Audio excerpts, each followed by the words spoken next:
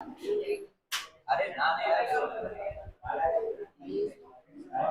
बस। आप सुने ध्यान से। आज भूल गए होंगे। फर्स्ट वाली कोई थी।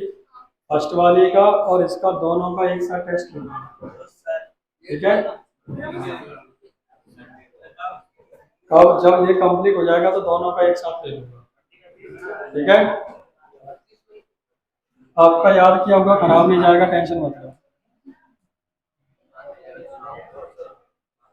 पोएम को ध्यान से सुनना। आपके 2 चैप्टर्स कंप्लीट हुए। सेकंड पोएम है, इसके बाद फिर दूसरी किताब पर चलेंगे। और हो सका तो सब पोएम खत्म ही कर लूंगे एक साथ पूरी तरह। तो इस पर ध्यान देना, पोएम्स को बहुत ध्यान से पढ़ना, एक एक शब्द समझ में आना चाहिए ताकि आप उसका 12 चैप्टर की सेकंड पोएम है जिसका नाम क्या है, कीपिंग क्वाइट। डाला कॉपी बंद कर दे, आप बोर्ड पर देख लेगा क्या है उसमें। अब इस पर देखो। तो कीपिंग क्वाइट मतलब क्वाइट की आपको 2-3 मीनिंग सुनने को मिलेंगी। एक तो ये है, एक ये होती है। इसका मतलब होता है पूरी तरह से, और इसका मतलब होता है साल। ये ई आगे है, ये ई बाद में है। हाँ हाँ, तो वो ध्यान रखना आगे से। ठीक है। इस क्वाइट का मतलब होता है पूरी तरह से, और इस क्वाइट का मतलब होता है साल। पूरी बात सुनना।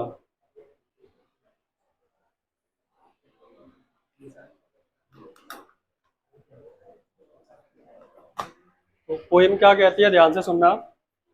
पैब्लो नेरूडा, ये इनके राइटर का नाम है, ये पोइट है पैब्लो नेरूडा। इनका ये पेन नेम है। पेन नेम का मतलब शॉर्ट में घर का नाम अपन रख लेते हैं। बाहर भले ही हो भानु प्रताप ठाकुर, भानु प्रताप सिंह तोमर, घर का नाम होगा चिंटू। तो ऐसा होता है ना। मेरा तो एक ही नाम रखा, छोटा सा राहुल रखा था, मैंने उसको बड़ा कर दिया सर राहुल भदौरिया बना के। ध्यान देना इधर, इधर ध्यान देना। पेब्लो नरूडा 1904 से 1973 तक ये रहे। Is the pen name of, अब इनका पूरा नाम क्या है, बहुत साधारण नाम है, याद हो जाएगा। नेफ्टाली रिकार्डो रेयस बसाल्टो, बस। तो तुम भी खुश हो रहे होगे कि शॉर्ट नाम बढ़िया लिया, रख लिया। नेफ्टाली रिकार्डो रेयस बसाल्टो। चलो ध्यान देना, ये इनका पूरा नाम है। बट इसमें 2 वर्ड याद रखना, हो सकता है कभी कभार पूछने में, शायद ही पूछेगा। पेब्लो नरूडा काफी आपके लिए। फिर भी नेफ्टाली रिकार्डो रेयस बेसाल्टो, ये इनका पूरा नाम है, बट इनका पेन नाम पूछा जाएगा। और अगर पोएम से उस पोएम के पोइट का नाम पूछा जाए तो आप क्या बोलो, पेब्लो नरूडा, बस इससे काम चल जाएगा। ठीक है, ध्यान देना। Who was born in the town of Parral in chilli, chilli देश है, उसमें पेरल कोई नाम का शहर है, वहां पैदा हुए ये। Neruda's poems are full of easily understood, जो पेब्लो नरूडा, इनकी पोएम को बहुत सिंपल भाषा में समझा जा सकता है।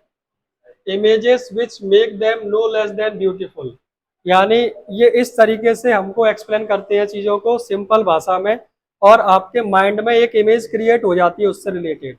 इनकी जो पोएम में जो बातें लगी हैं, आपके माइंड में एक इमेज से क्रिएट हो जाती है जो बहुत खूबसूरत लगती है। He won the Nobel prize for literature in the year of 1971, साहित्य में इनको 1971 में साहित्य पुरस्कार मिला है, नोबेल पुरस्कार। ठीक है, लिटरेचर में। In this poem Neruda talks about the necessity of quiet introspection, पूरी पोएम इसी के ऊपर है। क्वाइट इंट्रोस्पेक्शन का मतलब क्या, क्वाइट मतलब शांत रहना, और इंट्रोस्पेक्शन का मतलब होता है आत्मनिरीक्षण, यानी इंसान को क्या है, खुद का निरीक्षण करना चाहिए, खुद के बारे में सोचना चाहिए। अब कैसे क्या वो बता रहे हैं तो पोएम में बताऊंगा, अभी बता दूंगा तो मजा नहीं आएगा। इंट्रोस्पेक्शन का मतलब आत्म निरीक्षण, खुद का निरीक्षण करना। And creating a feeling of mutual understanding, और ये बनाता है म्यूचुअल अंडरस्टैंडिंग, आपस में समझदारी से रहे तो लड़ाई झगड़े की, युद्ध की आवश्यकता ही नहीं है। अमॉन्ग ह्यूमन बींग्स, इंसानों के बीच में। अब इसको पोएम से समझ में आएगा। दो चीजें याद रखना, पोएम का नाम कीपिंग क्वाइट और इसके पोइट का नाम पैब्लो नरूडा। यहां से है, ध्यान देना। तो now we will count to 12 and we will all keep still. तो एक अपन भी इसको थोड़ा प्रैक्टिकल वे में इस्तेमाल करेंगे। आपको मन में 12 तक गिनना है और कोई भी बोलेगा ना, हिलेगा ना, डुलेगा, बस शांत बैठना है। ओके, मैं स्टार्ट करता हूँ, ध्यान से स्टार्ट।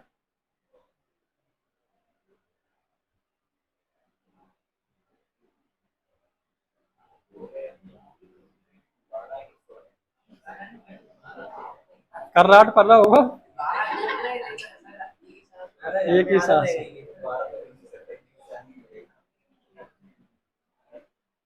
ध्यान दो। अब यहाँ 12 का सेंस क्या उसने कहना चाहा, इधर सुन ले, इधर। अब उसने कहा 12 तक गिनो और हम सब लोग शांत रहें। आपने ये चीज नोटिस करी, बीच में पोएम खत्म ना हो जाए तब तक शांत रहना। अगर कोई मन में विचार आए, मैं पूछूं तो बोल देना। आधी अधूरी बात सुन के बीच में अपना पॉइंट मन निकालना है, ठीक है कि नहीं? ध्यान देना, क्योंकि पोएम है ये, क्या समझाना चाह रहा है उसको पूरा जब तक समझ में ना आए तब तक अपने विचार ना रखें। वो कह रहा है कि we will all keep still, मैं 12 तक गिनूंगा, आप सब लोग शांत रहेंगे। तो आपने नोटिस किया, मैंने आपसे कहा 12 तक गिनो और शांत रहो। आपको ऐसा नहीं लगा किसी ने पकड़ लिया हो, जकड़ लिया हो, पता नहीं क्या करने को कह दिया कि नहीं बोलना नहीं है ना, हाथ पे लाने हैं। एक ऐसा लगा होगा थोड़ा सा, क्योंकि हम लोगों को आदत ही नहीं है शांत बैठने की, हर वक्त कुछ ना कुछ करते रहना है। और जब तुम शांत बैठे, थोड़ा सोचा, तो थोड़ा दिमाग में कुछ ख्याल आया अपने बारे में। अभी तो कह रही है शांत रहो, तुम्हारा ये था कि बस 12 जल्दी हो जाए।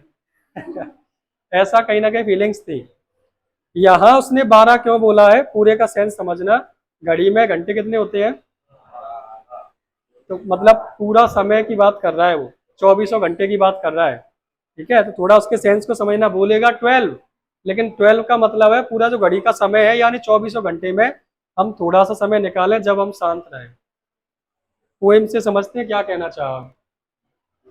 For once on the face of the earth let's not speak in any language. For once, केवल एक बार, इस पृथ्वी पर। यहाँ क्या जरूर रहा है, on the face of the अर्थ, यानी पृथ्वी का फेस क्या है? हम पृथ्वी के ऊपर रहते हैं कि अंदर? ऊपर ही तो रहते हैं, ठीक है? तो वो कह रहा है इस पृथ्वी पे एक बार, कम से कम एक बार क्या करो, कुछ भी मत बोलो, कोई भाषा मत बोलो, बस सब शांत हो जाओ। उससे क्या बदलाव आएगा ये आपको समझ में आएगा। थोड़ा और पढ़ते हैं तो पूरा सेंस समझ में आएगा। लेट्स स्टॉप फॉर 1 सेकेंड, एक क्षण रुक जाइए। 1 सेकेंड का मतलब सेकेंड नहीं है, क्या कह दे सनी देओल के साथ एगी ले हो तो या खेल नहीं चल रहा गुड्डा गड़िया, वो कहना कुछ और चाह रहा है। तुम कहोगे चल चल रहा है कि बस 2 मिनट में आया, क्या तुम वास्तव में 2 ही में आते हो? 2 की 10-15 तो होती है ना, बट वो कहने के लिए होता है, ऐसे वो कहने के लिए बोल रहा है। एंड नॉट मूव और आर्म सो मच, अपने हाथ पैरों को ज्यादा मत हलाइए। अब कहना क्या चाहा कि it would be an exotic movement. Exotic movement मतलब ऐसा क्षण जो पहले आपने कभी फील नहीं किया। अगर आप ऐसा करोगे कि कुछ समय के लिए आप पृथ्वी पर कोई भी भाषा मत बोलो, कोई भी काम मत करो और आप शांत हो जाओ, तो एक ऐसा क्षण आएगा जिसे आप क्या कहेंगे? Exotic movement. एक्सोटिक मूवमेंट जो आपने पहले कभी एक्सपीरियंस ना किया हो। और ये कहते हैं कि खुद सीख जाओ तो ठीक है, नहीं समय सिखाता है तो लाते मार मार के सिखाता है। फिर सब लोग भाग दौड़ रहे थे, खेल खराब हो रहा था, एक कोरोना आया, इंडिया बंद। उस समय सब घर पे बैठे शांति से, और आपने नोटिस किया कि बिना गाड़ी घोड़ा, बिना 5 मंजिला मकान के, बिना बहुत सी चीजों के रहा जा सकता है। अब उस समय डर था, डर की वजह से इंसान घर पे बैठा था। लेकिन आपने नोटिस किया मई जून के महीने में भी इतनी गर्मी नहीं पड़ रही थी। कारण क्या था? सब गाड़ी घोड़े बंद हो चुके थे 1-2 महीने के लिए। तुमने नोटिस किया उन दिनों में थोड़ा सा आसमान साफ था, हवा भी साफ थी, पॉल्यूशन का स्तर डाउन हो चुका था। कारण उसका कि काम धंधे बंद, फैक्ट्री बंद, फैक्ट्री की सभी मशीनें बंद, मजदूर सब घर पहुंच चुके थे, गाड़ी घोड़ा सड़क पर चल नहीं रहे हैं, तो पॉल्यूशन खत्म हो गया, सब लोग शांत हो गए। कोरोना टाइम में सुना कि चीन ने इंडिया की जगह घेर ली, या रूस ने उसका यूक्रेन पे आक्रमण कर दिया, कोई नहीं लड़ रहा था आपस में। कब नहीं लड़ रहा था? जब सब लोग शांत थे। तो अगर वही स्थिति वो मजबूरी में थी, अगर ये वास्तव में हुआ जाए कि कोई कुछ ना करे, थोड़ा शांति बनाए, ज्यादा हिले डुलना, आदमी क्या भग रहा है कि हमें ये चाहिए वो चाहिए, उसके चक्कर में खुद का समय, खुद की बॉडी को इंसानियत खत्म कर देता है। वो यही कह रहा है कि थोड़े समय के लिए रुको और सोचो, अभी आगे कहेगा इस बात को कि आप कर क्या रहे हो, इस बारे में थोड़ा आपको ज्ञान तो होना चाहिए। उसने यही कहा, एक बार आप रुको, कुछ भाषा मत बोलो, अपने हाथ पैरों को ज्यादा मत हिलाओ, देखो सब कुछ कैसे चलता है। हमारे वैसे खर्च, घर का खर्च 10 से 15 हजार रुपए का होता है। अगर घर में 6-7 सदस्य हैं तो 10 से 15 हजार का। 4 सदस्य घर में, खुद का घर है तो 6-7-8 हजार का काम हो जाता है। किराए पे है तो उसका भी 10-15 हजार का गया। लेकिन कोरोना में आपने देखा 5-5 हजार में घर चला गया था महीने भर। और ऐसा नहीं कम खाया हो, दबा के खाया था अच्छे अच्छे बना के, लेकिन फिर भी दिक्कत क्या नहीं थी, क्योंकि हमारे फालतू खर्चे बंद थे। सभी बाजार की शॉपिंग बंद, फालतू का बाहर का खाना पीना बंद, उल्टा सीधा घूमना बंद, ज्यादा नए कपड़े लेना बंद, क्योंकि घर में ही रहना है तो चड्डा टी शर्ट काफी है।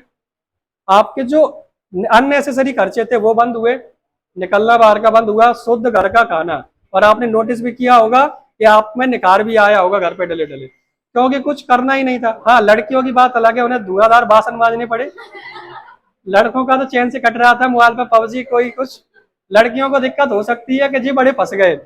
पहले केवल मम्मी पापा रहते, अब तो चाचा ताऊ सब एक लल्ली चाय बना ला, लल्ली अब ये कर दे। लड़कियों के लिए दिक्कत थी। यहाँ क्या कहा, अगली लाइन सुनते हैं तो आपको और समझ में आएगा। It would be an exotic movement without rush. Rush का मतलब होता है जल्दबाजी और भीड़ भाड़। तो एक एक्सोटिक मूवमेंट रहेगा बिना किसी भीड़ भाड़ के, बिना किसी जल्दबाजी के, विदाउट इंजन। उमेश बाद में, विदाउट इंजन्स। इंजन्स का मतलब है यहाँ मशीनों से, बिना कहीं, बिना किसी मशीनों के काम होगा। जब हम सब शांत हो जाएंगे तो मशीनें भी नहीं चलेंगी। इंजन्स काय में होते हैं? मशीनों में होते हैं। अब वो चाहे गाड़ी के इंजन हो, चाहे फैक्ट्री में चल रही मशीन के। We would all be together. हम सब लोग एक साथ होंगे। जो लोग शहर गांव छोड़ के कई सालों पहले चले गए थे, उन लोगों को वापस से अपने गांव आने का मौका मिला। गुजरात हो, चाहे दिल्ली हो, चाहे कहीं भी हो, वो वापस से अपने गांव आया, शांति से रहा। जिस घर खंडर था, उस कोरोना के बाद जितने बाहर रहे हैं, सब ने अपने अपने गांव में घर बनवाए कि पता नहीं कब वापस आना पड़ जाए। जो गांव के घर खेती को बेचना चाहते थे वो अब बेच नहीं रहे हैं कि पता नहीं कब क्या हो जाए, बड़े शहरों में वापस लौट के आना पड़ जाए। तो उनको उसकी वैल्यू समझ में आई। We would all be together. हम सब लोग भले कोरोना थे लेकिन गांव में मिलके पत्ता चल रहे थे, आराम से खेल रहे थे कि नहीं। सब लोग मोहल्ला में बैठे हैं, बाहर पुलिस वाला लट्टे ले खड़े आके तैयार हो तो हम बताएं, तो मोहल्ले में जुगाड़ बना के आपस में बैठे हैं। जिनको कोरोना का डर नहीं है, जिसे ज्यादा डर है वो अंदर घुसा है। इन सडन स्ट्रेंजनेस। अच्छा, एक और बात मैं आपको समझा रहा हूं, एक एग्जांपल दे रहा हूं, कोरोना लिख मत देना उसमें तुम, ठीक है? आगे सुने। Without rush, without engines, we would all be together. हम सब लोग एक साथ होंगे अगर शांत हो जाएंगे तो। इन ए सडन स्ट्रेंजनेस। वो एक अजीब सी, अचानक एक अजीब सा फील होगा हमें, क्योंकि अभी तक हम क्या कर रहे हैं, पूरे दिन बिजी हैं, दिमाग खाली नहीं है, कुछ ना कुछ करना है, दिमाग में कुछ ना कुछ प्लान चल रहा है। तुम कुछ नहीं कर रहे, पढ़ रहे होगे, लेकिन दिमाग में अब भी कई सारी बातें चल रही होंगी। तो लेकिन थोड़ा सा आप रुकोगे तो एक अजीब सा आपको फील होगा, बड़ा ही अचानक, जो आज तक फील नहीं हुआ। फिशरमैन इन द कोल्ड सी। अब ये बता रहा है क्या क्या होगा। जो मछुआरा है, ठंडे समुद्र में बैठा हुआ है, वुड नॉट हार्म वेल्स। वो वेल को नुकसान नहीं पहुंचाएगा। अब वेल तो पता है वैसे बहुत बड़ी होती है, यहाँ वेल का मतलब समस्त मछलियां कहा गया है। कि जो मछुआरा है तो वो समुद्र में नहीं जाएगा। एक दिन मान लो कह रहे हैं सब शांत हो जाए तो अपने घर बैठेगा, तो उससे क्या होगा, वो मछलियां पकड़ रहा है, वो मछलियां नहीं पकड़ेगा, वो मछलियां एक दिन ज्यादा जी पाएंगी, ठीक है? And man gathering salt who look at his heart hands. और एक इंसान जो नमक इकट्ठा कर रहा है, वो सबर करके अपने हाथों को देखेगा। इकट्ठा कर रहा है तब तक उसका ध्यान नहीं जा रहा, लेकिन नमक इकट्ठा बंद कर देगा इकट्ठा करना, तब वो बैठेगा तो निगाह उसकी हाथों पे जाएगी जो घायल हो चुके हैं। अब आपको क्या लग रहा है, वास्तव में नमक इकट्ठा हो रहा है? तुम्हारे पिताजी या मैं या फिर कोई और, क्या वास्तव में सब लोग नमक इकट्ठा कर रहे हैं? यहाँ सेंसिबल बात कही है, पॉइंट को समझना। कोई में ये नमक इकट्ठा करना मतलब पैसा, जायदाद, धन दौलत इकट्ठा करने को नमक इकट्ठा करना कह रहा है। इंसान कमाने के चक्कर में कि मैं आज मेरे पास 4 है, साइकिल है तो कार आ जाए, कार है तो और अच्छी कार आ जाए, घर 1 मंजिल है तो 4 मंजिल बन जाए, तो अच्छी बात है, शौक है आपका, कर रहे हो, लेकिन उसके चक्कर में थोड़ा रुक के अगर देखे तो कि इस नमक के चक्कर में हम कितने हर्ट हो गए। किसी ने शरीर में बीमारियां पनप गई, किसी ने अपने घर के परिवार वालों के साथ जिंदगी नहीं बिता पाई, खुल के एंजॉय नहीं कर पाया। कई सारे लोग, मैं बता दूं आपके, स्पेशली बहुत सारे लोग, 95% लोग जिन्होंने पैसा जोड़ लिया है लेकिन उस पैसे का इस्तेमाल नहीं कर पाया। और जब इस्तेमाल करे कि अपन सोच के अब बहुत हो गया, तब तक उम्र निकल चुकी थी, बीमारियां आ चुकी थी। कई सारे पैसे वाले बता दूं, और मैं ऐसे पैसे को बेकार मानता हूं। ऐसा पैसा जोड़ना वास्तव में किसी काम का नहीं है। तुम सोचो कि इतना जुड़ जाएगा तब मैं कुछ करूंगा, गलत फहमी में हो, तब तक आप कुछ करने लायक रहोगे नहीं। टीचिंग में भी कह रहा हूँ, टीचिंग भी बहुत बेकार चीज है अगर तुम उस तरीके से जी रहे हो। पूरे दिन लगे हो, काम करने लगे हो, अच्छी बात है, लेकिन तुमने साल भर में कभी खुद को टाइम नहीं दिया। तुम इसी चिंता में रहे कि मैं गया तो कहीं बच्चे भग ना जाए, अरे बाढ़ में जाए, भगे भगे जाए। थोड़ा समय तो निकालो। तुम पूरे अम्बा में देखते होगे, मेरे ही वीडियो थोड़ी मिल जाए कि मैं घूमने वहां जा रहा हूँ। मैंने बहुत कम टीचर देखे हैं, पता नहीं कैसे रह लेते हैं, पूरे पूरे दिन पढ़ा रहे हैं, खुद के लिए कोई टाइम नहीं। आपने पैसा तो इकट्ठा कर लिया, शरीर में बीमारियां आ गई और आपका एक समय गया, जवानी थी निकल गई। अब उस पैसे को इकट्ठा करके रखे रहो। अब तुम लड़की की शादी करो, लड़के को पढ़ाओ, घर बनवाओ, लेकिन उस पैसे का कोई सेंस निकला? तुमने खुद के लिए इस्तेमाल कर पाया? इस तो यहाँ क्या कहा गया, इंसान क्या इकट्ठा कर रहा है? नमक इकट्ठा कर रहा है खुद के लिए, और वो दिखाई नहीं दे रहा। नमक नमक क्यों बोला गया? क्योंकि नमक घाव करता है, हीलिंग नहीं करता। कहते जले पर नमक छिड़कना, नमक घाव देता है हमेशा। और इंसान यही कर रहा है। कोई नौकरी कर रहा है, भले ही 10,000 की हो, चाहे वो 80,000 की तनख्वाह हो, अगर उसमें आपको आजादी नहीं मिल रही, थोड़ी छूट नहीं मिल रही, आप अपनी जिंदगी को नहीं जी पा रहे, तो वो आपके लिए नमक के समान है। आप अंदर से घुटोगे, आपको घायल हो, हर्ट हो, जरूर नहीं बॉडी में कहीं घाव दिखाई दे वही हर्ट होता है। आदमी यहाँ से घायल जब होता है ना, उसके हील भी नहीं हो पाता। वो यहाँ वो क्या कह रहा है, इंसान क्या इकट्ठा कर रहा है, अगर वो रुकेगा तो उस चीज को देखेगा। तो सपोज करो, मैं कहता हूँ दिख जाए, अगर बच्चे पढ़ते हैं इस चीज को, बड़े बुजुर्ग भी देखें या समय वो देखें, तो उस बात को सुनना चाहिए। पोइट कुछ कह रहा है, जरूरी है, वो आपको यही समझाना चाह रहा है। एक्चुअल पढ़ाई बस यही है, क्वेश्चन आंसर सबके हो जाते हैं। इस उम्र में अगर अब ये बातें आपको समझ में आई, तो फ्यूचर में आपके साथ वो नहीं होगा। समझ में आई बात? यहाँ वो उसने यही कहा कि इंसान नमक इकट्ठा करने की बजाय थोड़ा देखे। सपोज करे इतना सारा काम कर रहा है, अगर रुक के थोड़ी समय अपने आप को देखे कि मैंने क्या किया अभी तक। अब ये सोच कब पाएगा? जब आज के काम से थोड़ा सा खाली होगा, तब थोड़ा समय निकाले और सोचे कि ये जो मैं काम कर रहा हूं, क्या इसकी आवश्यकता है, और इससे जो मिलेगा उसका मेरा क्या प्रॉफिट होगा खुद का। पेरेंट्स, समझना, पेरेंट्स इकट्ठा तो कर रहे हैं, लेकिन मुझे बताओ खुद के लिए क्या प्रॉफिट है। मान लो उन्होंने एक की जगह 4 खेत ले लिए, 1 मंजिल के लिए 4 जगह 4 मंजिल घर बना लिया, पूरे जिंदगी भर लगे रहे, पैसा बचाते रहे। आज भी मैंने देखा है, कल परसों भी देख रहा था, बाइक ले रहा, मेरी चप्पल टूट गई, मैंने जुड़वाई, दो 20 मांगे, मैंने दे दिए। एक बूढ़े बाबा थे, आए कि लल्ला जा जोत दिए, कितने रुपया लेगा बाबा ने? कि बाबा 20 लगेंगे, 5 ले ले। और चप्पल चप्पल नहीं, उनका जूता था अलग टाइप का, लखानी का, पता नहीं कौन सा, फटा था वो। बात है 15 मिनट मूड मारो, जब तक मेरी सिल नहीं गई वो मूड मारते रहे वो। अब इनको मोड़ा बगलते आओ, अपाची RTR थे कि बाबा दियो ने 100 को लुट और बातें 4 गाड़ी रही और निकाल के गिन गिन के सुन, खर्च मत करिए। अब ये बताओ, जिंदगी भर इन्होंने पैसा सेव किया, अच्छी बात है, तुम खुद का जूता नहीं जुड़वा पा रहे हो। अरे जुड़वाना छोड़ो, तुम्हारे पास जो आज पैसा है। एक आदमी और आया कि जी सरकारी मान साहब है, आज इनको तनख्वाह मिल रही होगी 50-60 हजार पेंसिल के, पुराने है, 30-40 तो मिल रही होगी। बताओ ये आज इस उम्र पे भी सेविंग कर रहे हैं, बताओ कहाँ ले जाएंगे? क्या करेंगे? नाती नोता अगर इस लायक होंगे, वो एक वो सुनिए कहावत, पूत सपूत तो का धन संचय और पूत कपूत तो का धन संचय। अगर लड़का आपका सही है तो आपका पास कुछ भी नहीं होगा तब भी वो इकट्ठा कर लेगा। अगर लड़का सही नहीं है तो जो है उसमें भी आग लगा लेगा।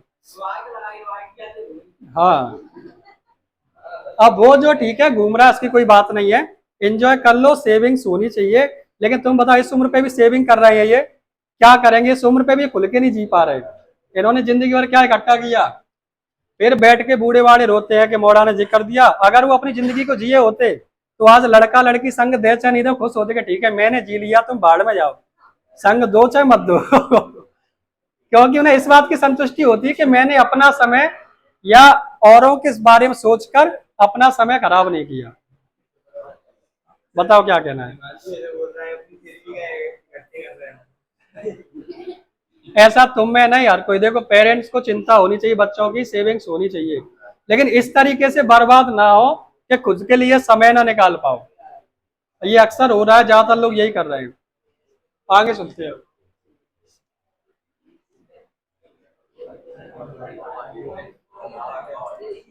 आगे सुनो। Those who prepare green Wars, अब वो लोग जो प्रिपेयर कर रहे हैं ग्रीन वॉर। ग्रीन वॉर क्या है, हरित क्रांति सुनी है। अब वैसे वो तो ये थी कि अब मान लो मैं अकेला हूं, बेटा बात नहीं है, फिर वो मैं माइंड से भटक गया, फिर केवल शब्दों के अर्थ रह जाएंगे, फिर उसका सेंस नहीं समझा पाऊंगा। ग्रीन वॉर का मतलब क्या है, मान लो मैं हूं, मुझे घर चाहिए, अब मैं, मेरे लिए एक कमरा सफिशियंट है। अगर अब 4 लोग हैं घर में तो 4 कमरे प्लस एक गेस्ट रूम, और एक कोई आ जाए तो 6 रूम में काम चल रहा है। लेकिन अगर 4 है, वो 4 मंजिल घर बनवा रहा है, ठीक है। किसी के पास पैसा है तो वो कोठी तनवा रहा है। घर में रहने वाले, और याद रखना जो 4-6 मंजिल के घर होते हैं उस घर में रहने वाले 2-4 ही होते हैं। जिस घर में 10 होते हैं उनकी कोठी नहीं मिलेगी, जिस घर में 2-4 होंगे उसकी कोठी मिलेगी। अब तुमने कोठी बनवा तो ली, उसके चक्कर में मेहनत बहुत करी, लेकिन वहां जो पृथ्वी पे जो सोर्सेज है उसका तुम कंजम्पशन कर रहे हो कि नहीं। ग्रीन वॉर, घर में इतना सारा बनेगा तो फर्नीचर लगेगा, लकड़ी चाहिए, पेड़ कटेगा, कहीं ना कहीं पॉल्यूशन होगा, पृथ्वी को तो नुकसान है, लेकिन इंसान कर रहा है। अगर तुम कम में काम चला लो तो ज्यादा पेड़ कटे ना, पेड़ ना कटे तो अपने लिए फायदेमंद है। वार्स विथ गैस, अब ये गैस क्यों कह रहा है, ऐसे ऐसे नाइट्रोजन बम, हाइड्रोजन बम और वो केमिकल वाले बम बन गए हैं, एक बार फटेंगे गैस पूरे हवा में फैलेगी और सब मर जाएंगे। वॉर्स विथ फायर, आग, विक्ट्री विथ नो सर्वाइवर्स। अब जो क्या है, अगर हम शांत बैठ गए तो ना तो ग्रीन वॉर होगा, ना पेड़ कटेंगे, सब शांति से बैठे, जरूरत ही नहीं है, ना कोई गैस यानी केमिकल के जो वेपन बनाए गए उनका भी इस्तेमाल नहीं होने वाला, ना आग का कोई काम है जो आग से इस्तेमाल हो रही है चीजें। विक्ट्री विथ नो सर्वाइवर्स, अगर हम सब शांति से बैठ जाए तो वैसे ही हमारी विजय है, किसी को बचाने की आवश्यकता नहीं है। सर्वाइवर मतलब बचाने वाला। तो फिर से कोरोना के ऊपर आऊं, उस समय पे कोरोना टाइम में कोई किसी देश के ऊपर आक्रमण नहीं कर रहा, सब लोग आजाद थे, सब बस अपने अपने को बचाना चाह रहे थे। उस समय विक्ट्री थी कि नहीं, विथ नो सर्वाइवर, कोई बचाने वाला नहीं था, लेकिन फिर भी शांति से चल रही थी बिना लड़े झगड़े। Would put on clean clothes, अगर लड़ाई झगड़े नहीं होंगे तो कपड़े कैसे होंगे, साफ सुथरे। लड़ाई झगड़े होंगे तो सेना चाहे हमारी हो चाहे उसकी, तुम 2 गोली दोगे, हम 1 बम छोड़ेंगे, तुम 4 बम छोड़ोगे, मरेंगे, घायल होंगे, खून से लथपथ होंगे। लेकिन अगर सब शांत रहे तो सब कैसे कपड़े पहनेंगे। अब क्लीन क्लॉथ का ये मतलब नहीं है नए पहने आएंगे, मतलब ये कहना चाह रहा है लड़ेंगे झड़ेंगे नहीं, तो फिर क्या है, कपड़े साफ सुथरे होंगे, खून से बिगड़े नहीं होंगे। Walk about with their brothers, और सभी लोगों में भाईचारा होगा, आपस में घूम रहे होंगे भाईचारे में। In the shade doing nothing, छाया में बैठे होंगे और कुछ नहीं कर रहे होंगे। What I want should not be confuse, और मैं क्या कहना चाहता हूं उसको भी समझें। अभी तक जो कहा उसको समझना, फिर इसको समझेंगे नहीं दिक्कत हो जाएगी, आधी अधूरी बात दिक्कत दे सकती है। तो तुम अगर उतने से समझ जाओ, जैसे मैंने जो अभी तक कहा कि अपने आप को थोड़ा रोकें, समझें कि हमें क्या चाहिए क्या नहीं चाहिए, हम जो कर रहे हैं क्या वो अच्छा कर रहे हैं, क्या उसकी जरूरत है, कुछ समय के लिए रुकें। अब यहाँ गलत मत समझ जाना कि सर सही कह रहे हो, फालतू में लगे हैं, कछू ना रहो, खटिया डाल के सो खटिया। ऐसा नहीं है कि खटिया डाल के तुम सो जाओ, कुछ करो ही मत, बिल्कुल ही निठल्ले हो जाओ, वो भी बेकार है। कहना क्या चाहा ध्यान से समझना, इसने भी वही बात पॉइंट उठाया। What I want should not B confused, जो मैंने कहा उसमें कंफ्यूज मत होना। विद टोटल इनएक्टिविटी, मैं ये नहीं कह रहा कि टोटल इनएक्टिव हो जाओ, कुछ करो ही मत, बिल्कुल ही बैठ जाओ, वो भी खतरनाक है, कुछ तो करना पड़ेगा। Life is what is about, जिंदगी जो है उसको जियो, खुल के जियो। I want no truck with death, मैं नहीं चाहता कि आपका सामना डायरेक्ट मौत से हो। जिंदगी भर गधों बैलों की तरह एक काम में चलते रहे कि नौकरी लगानी है, सब लगा रहे हैं, हम भी लगाएंगे, फिर उस नौकरी को करना है, फिर शादी करनी है, जी करना है, और एक दिन मर जाना है। तो इसीलिए जिंदगी जी रहे हो क्या? एक दिन तो मरना है, वो बात अलग है, लेकिन यहाँ कहा टोटल इनएक्टिविटी नहीं करना कि तुम बिल्कुल काम धंधे बंद कर दो, वो नहीं, काम करो। If we were not so single minded, अगर हम कैसे माइंडेड ना हो, सिंगल माइंडेड मतलब कुछ चीजें करने को कहा गया, कुछ ना करने को, अब आपको दोनों ही सोचनी पड़ेगी। हमें काम भी करना है, थोड़ा सा समय भी निकालना है अपने बारे में सोचने के लिए। About keeping our lives moving, और हमारी जिंदगी क्या होती रहनी चाहिए? चलती रहनी चाहिए। And for once could do nothing, और एक बार आप रुको और कुछ मत करो, ये नहीं कह रहा हमेशा रुके रहो, लेकिन एक बार जरूर रुके। Perhaps a huge silence might interrupt this sadness, आपके अंदर जो दुख है, वो ये साइलेंस, बिल्कुल शून्य हो जाना, बिल्कुल शांत हो जाना, आपके सैडनेस को खत्म कर सकता है जब आप अपने बारे में सोचोगे तो। इसका पॉइंट आप बहुत समझ सकते हो। कुछ लोग हैं, मैं ये नहीं कह रहा, गलत मत ले जाना, बहुत ज़्यादा सिंसियर है पढ़ाई में, इतने ज़्यादा सिंसियर है कि वो थोड़ा सा भी समय अपने लिए एंजॉय के लिए नहीं निकाल रहे, वो इंसान बर्बाद है, ध्यान रखना। क्योंकि जिस दिन उसका जिस काम के लिए तैयारी कर रहा है वो अगर काम नहीं होगा, उस दिन उससे ज़्यादा हर्ट कोई नहीं होगा, उस दिन वो सबसे ज़्यादा परेशान रहेगा। तो आप सिंसियरिटी से पढ़ो, ठीक है, लेकिन समय आने पे अपना एंजॉय भी थोड़ा थोड़ा करते रहो, उससे आपकी पढ़ाई पे कोई फर्क नहीं पड़ने वाला। कुछ समय सोचे कि जो कर रहे हैं सही है या गलत है, कुछ ये करनी चाहिए, लेकिन पागल नहीं हो जाता। Of never understanding our self, और अपने आप को ना समझना। आगे भी कोई पढ़ा रहा हूँ।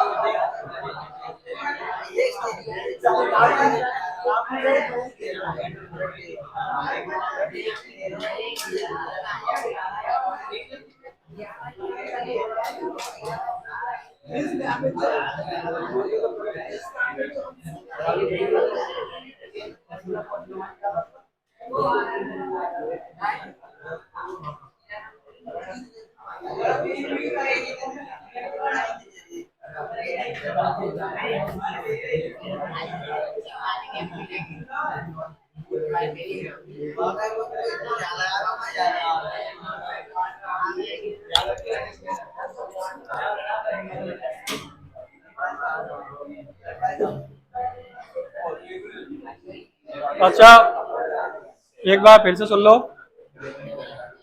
And might interrupt this sadness, और एक बार शांत रहोगे तो जो आपकी शांति है आपके दुख को थोड़ा सा कम कर सकती है। And never understanding our self, अपने आप को कभी नहीं जो आपने समझा वो आप समझोगे। And threatening our self with death, और जो आपको डर है मौत का शायद उससे बच जाओगे। सीधी सी बात पोएम होती रहेगी। मुझे एक बात बताओ, मौत का डर किसे है? सबको है, मैं मानता हूं मुझे भी, आप सबको है। पूरा प्रैक्टिकल वे में बात करते हैं बेटा, प्रैक्टिकल वे में बात, सबको मौत का डर है। लेकिन मौत से डर उसी को खत्म हो सकता है जिसे जो जिंदगी में करना है उसने वो कर लिया, तो थोड़ा मौत की टेंशन खत्म हो जाती है। जैसे हम अपनी लाइफ को जिस हिसाब से जीना चाहते हैं अगर वैसा हमने जी लिया तो शायद मौत का डर कम हो जाए, क्योंकि हमें जैसा जीना था जीना, अब जो होगा देखा जाएगा। होता है कि नहीं? जैसे बचपन में हम खेलने जाते थे तो एक डर रहता था कि पापा मारेंगे, लेकिन क्रिकेट खेलने चले गए तो ये एक मैच और यहाँ पड़ेंगे तो पत्थरेंगे वो कहीं ना कहीं था। अब वो बचपना था अपना, तो अपने क्या थोड़ा डर कम हुआ और अपन ने उस जिंदगी को थोड़ा सा जिया, अच्छे से खेले, घर आके डांट फटकार जो हुई वो एडजस्ट किया। हाँ, ऐसे ही क्या है लाला, इधर ध्यान। अब इसका मतलब ये नहीं है उसको नेगेटिव वे मत ले आना। फिर कह रहा हूँ कि पता चला कि 12 पढ़ नहीं रही है कि देखो नया चल रही है। कुछ जगहों पे जो चीजें जरूरी है वहां करो, लेकिन जब भी मौका मिले, समय सही हो तो उसका इस्तेमाल जरूर करें। Perhaps the earth can teach us, और हमें ये पृथ्वी सिखा सकती है। When everything seems dead, later proves to be alive। पृथ्वी लगती है कि रुकी है, कुछ नहीं कर रही, क्या वो वास्तव में रुकी है? वो तो चल रही है ना। तो जैसे वो अपना काम कर रही है हम भी कर सकते हैं। तो पृथ्वी इस बात का बहुत बड़ा उदाहरण है, कुछ ना करने पर भी काम चल सकता है। अब हम फिर से 12 तक गिनेंगे और शांत रहेंगे और मैं चला जाऊंगा। पोएम यहीं पे आपकी खत्म हो गई। आप पूरे का सेंस समझ लो। पहली बात तो कोई मीनिंग नहीं है ऐसी जिसको आप याद करो या लिखो।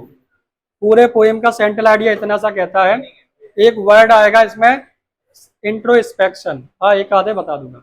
इंट्रोस्पेक्शन का मतलब है आत्मनिरीक्षण। पूरे 24 घंटे में, पर डे, पूरे 24 घंटे में, चाहे बच्चा हो चाहे जवान चाहे बूढ़ा, थोड़ा सा समय 15-20 मिनट जो कहते हैं मेडिटेशन करो। एक्चुअल में मेडिटेशन वो नहीं है कि बैठ गए और पेट अंदर और बाहर और वो ऐसा नहीं। सिर्फ इतना सा अर्थ करो सेल्फ इंट्रोस्पेक्शन का कि आप शांति से बैठे और इतना सोचे कि आज मैंने जो किया या जो कर रहा हूं क्या उसकी आवश्यकता है, या कुछ कम से कम चल जाएगा, या कुछ और ज्यादा करना पड़ेगा। इस बारे में थोड़ा सोचें और नेगेटिव पॉजिटिव दोनों पॉइंट सोचें। एक आध साल तक दिक्कत आएगी क्योंकि आप अपने ही सवालों में उलझते रहोगे, लेकिन इंसान जितना ज्यादा सवालों में उलझेगा उतना ज्यादा शार्प होता चला जाएगा। होता है कि नहीं? जितने कम सवाल उतना मंद बुद्धि, जितने ज्यादा सवाल आपका माइंड शार्प होगा। आप शांत बैठ के अपने आप से पूछोगे, कंफ्यूजन में भी रहोगे। उस बात का प्रैक्टिकल वे में थोड़ा अंदाजा लगाएं। कोई ऐसा व्यक्ति मिले जिससे पूछा जा सके, उस बात को पूछें जो जनरली एक्सपीरियंस किया हो या उन चीजों को समझ रहा हो। बंद बुद्धि वाले से पूछोगे, मैं कह रहा हूं, अगर समझदारी या फिर उन चीजों के बारे में नहीं सोचा तो 80 साल का बुढ़ा भी आपके लिए किसी काम का नहीं है। हो सकता है 10 साल का भी आपको ज्यादा समझ आ जाए। वो डिपेंड करेगा कि आपकी समझदारी का लेवल क्या है। आ जाए बातचीत में। कुल मिला के इतना ही कहा, शांत रहो, अपना निरीक्षण करो, क्या कर रहे हो क्या नहीं कर रहे हो, बस इतना सा। इससे सबको फायदा होगा, खुद को भी और औरों को भी।